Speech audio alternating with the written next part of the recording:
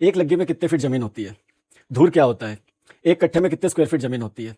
ये कई लोगों का सवाल था, तो इसीलिए आज का टॉपिक लेकर आया हूँ। आज के टॉपिक के बाद आप लग्गी, धूर और कट्ठे को अच्छे से समझ जाएंगे। ठीक है, तो वीडियो अच्छा लगे तो लाइक जरूर कर देना, अपने दोस्तों और रिश्तेदारों के साथ शेयर कर देना और इसे सेव कर लेना ताकि जब भी आपको नपती करनी हो तो ये आपके काम आए। ठीक है, तो चलिए बढ़ते हैं वीडियो की तरफ। तो दोस्तों सबसे पहले लग्गी की बात कर लेते हैं। तो लग्गी कुछ नहीं होता है, एक बांस का डंडा होता है। अब ये बांस का डंडा 4 हाथ का भी हो सकता है, 5 हाथ का भी हो सकता है, 5.5 हाथ का भी हो सकता है और 6 हाथ का भी हो सकता है। तो ये आपको पता करना है कि आपके यहाँ कितने हाथ की लग्गी चलती है। ठीक है, अब उदाहरण के तौर पे मान लेते हैं कि आपके यहाँ 6 हाथ की लग्गी चलती है। ठीक है, अब आपको पता है कि एक हाथ होता है 1.5 फीट का, कि 6 हाथ अगर लग्गी है और 1.5 फीट का एक हाथ है तो कितना हो गई आपकी एक लग्गी की वैल्यू 9 फीट। ठीक है, तो जहाँ पर भी 6 हाथ लग्गी चलती है वहाँ पर 9 फीट का ये डंडा होगा।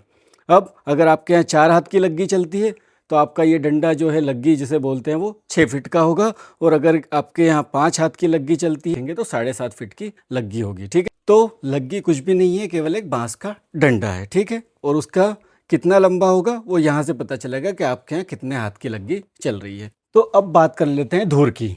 देखिए, आपको लग्गी समझ में आ गई, तो अगर एक लग्गी लंबा और एक लग्गी चौड़ा, उसको बोल देते हैं धूर। ठीक है, उस डंडे को यहाँ नाप लिया एक बार और एक बार यहाँ नाप लिया, तो इस पूरी जगह को बोलेंगे धूर। तो अब स्क्वायर फुट में एक धूर कितना होता है ये देख लेते हैं। देखिए, आपको पता है हमने उदाहरण में हमने 6 हाथ की लग्गी ली है, तो 6 हाथ बराबर होता है 9 फीट, तो हमारी एक लग्गी कितनी हो गई 9 फीट की। तो एक धूर क्या होगा, एक लग्गी गुणित एक लग्गी, मतलब 9 फीट इंटू 9 फीट, तो 81 स्क्वायर फीट। ठीक है, तो जहाँ पर भी 6 हाथ की लग्गी चलती है, ठीक है, 6 हाथ की लग्गी चलती है तो 81 स्क्वायर फीट का एक धूर हो जाएगा। ठीक है, अब दोस्तों अगला टॉपिक आता है हमारा कट्ठा। ठीक है, तो अभी तक हमने सीख लिया है एक लग्गी बराबर 6 हाथ होता है। यहाँ पे हमने 6 हाथ की लग्गी ली है तो 9 फीट हो गया। ठीक है, एक धुर में एक लग्गी बराबर एक लग्गी, एक धुर हो गया 81 वर्ग फीट का। यहाँ तक हम समझ चुके हैं। अब एक कट्ठा, देखिए एक कट्ठा में होता है 20 धुर। एक धुर में हमें पता है 81 स्क्वायर फीट ज़मीन होती है।